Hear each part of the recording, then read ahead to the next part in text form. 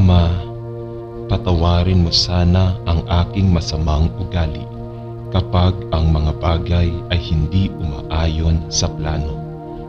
Gusto kong makita ang iyong kamay sa bawat sandali ng bawat araw, mabuti man o masama.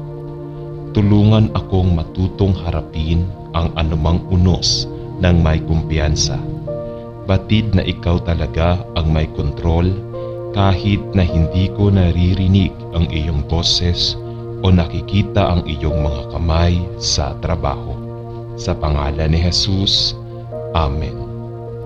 Panginoon, alagaan mo kami buong araw hanggang sa magtagal ang dilim. Sumapit ang gabi. Tahimik ang abalang mundo. Ang lagnat ng buhay ay tapos na at ang aming trabaho ay tapos na. Kaya sa iyong awa, bigyan mo kami ng ligtas na kanlungan, espiritual na kapahingahan at sa wakas ay kapayapaan. Sa pamamagitan ni Jesucristo na ating Panginoon. Amen. Panginoon, salamat sa iyong biyaya. Mangyaring tulungan akong malampasan ang mga hadlang na nagiging sanhi ng aking pagkatisod at bigyan ako ng lakas at karunungan upang tumingala at makita ang pag-asa na aking nilalayon kay Kristo. Sa pangalan ni Jesus, Amen. Panginoon, salamat sa iyong kadakilaan. Salamat dahil kapag mahina ako, malakas ka. Panginoon, ang diablo ay nagbabalak at alam kong nais niyang pigilan ako sa paggugol ng oras sa iyo. Huwag hayaang siyang manalo. Bigyan mo ako ng sukat ng iyong lakas upang hindi ako magpadala sa panghihina ng loob, panilinlang at pagdududa. Tulungan mo akong parangalan ka sa lahat ng paraan. Sa pangalan ni Jesus, Amen. Panginoon, nasa limitasyon na po kami ng aming kakayahang tumulong. Patawarin mo kami sa hindi namin nagawa. Sa mga naitulong mo sa amin, nagpapasalamat kami sa iyo. Para sa kung ano ang dapat gawin ng iba, ipahiram ang iyong lakas. Ngayon, takpan mo kami ng iyong kapayapaan. Ito ay lampas sa aming pangunawa. Amen. Banal na Espiritu, humiga ka sa akin, huminga ka sa akin upang ang aking mga pag-iisip ay maging ganap na banal. Banal na Espiritu, gumawa sa akin upang ang aking gawain ay maging banal din. Iguhit mo ang aking puso, O Espiritu Santo, na mahal ko ngunit banal. Espiritu Santo, bigyan mo ako ng lakas upang ipagtanggol ang lahat ng bagay na banal. Kaya naman, banal na Espiritu Santo, mangyaring ingatan mo ako upang ako ay laging maging banal. Amen. O Diyos na mahabagin, ang tanging pinagmumulan ng buhay at kalusugan, tulungan mo ako, aliwin at aliwin ako, at ibigay ang iyong kapangyarihan makapagpapagaling sa mga taong tumutugon sa aking mga pangangailangan. Hayaang ang aking kahinaan ay mapalitan ng lakas at magtiwala sa iyong mapagmahal na pangangalaga para sa pag-ibig ni Jesucristo. Amen. Panginoon, ipinagdarasal ko ang lahat ng aking mga tagapagturo, propesor at mga tagapangasiwa, gaya ng sinabi sa atin ng Biblia bilang isang mag-aaral, disciple. Ang ating guro ay nasa itaas natin at habang tayo ay lumalaki at natututo, sinisikap nating maging katulad ng ating guro.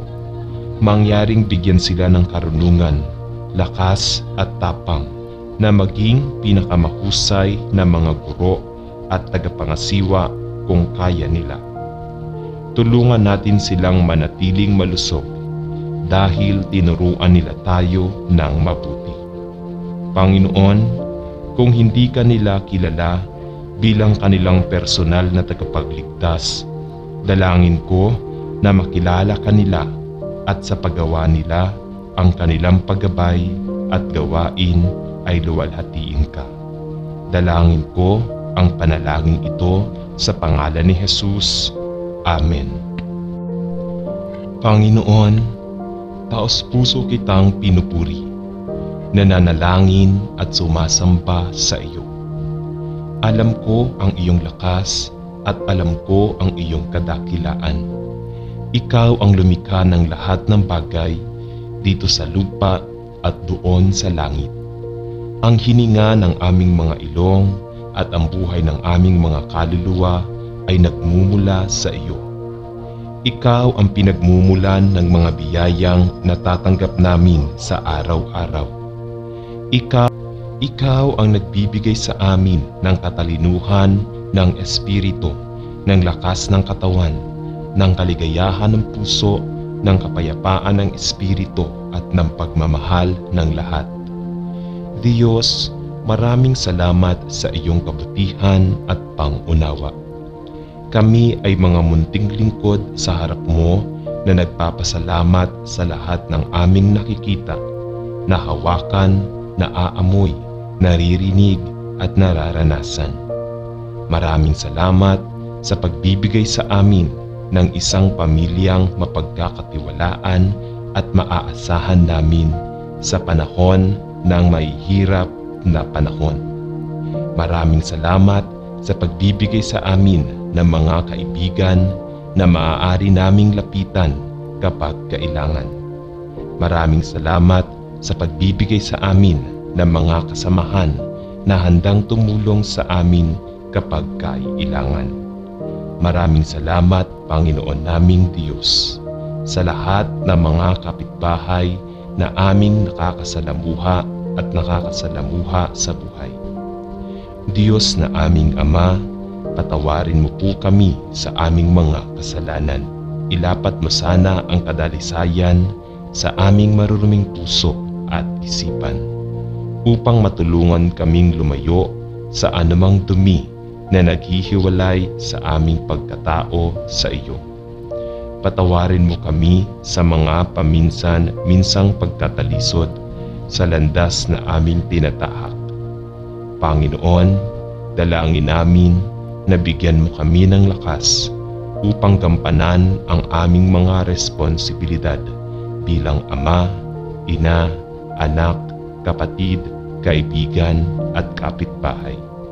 Bigyan mo sana kami ng malinaw na pag-iisip upang sa bawat sandali ng aming buhay ay walang iba kundi ang maglingkod sa iyo. Bigyan mo kami ng kapayapaan araw at gabi upang ipaalala sa amin na ikaw ang buhay na Diyos ng buong sansinukob.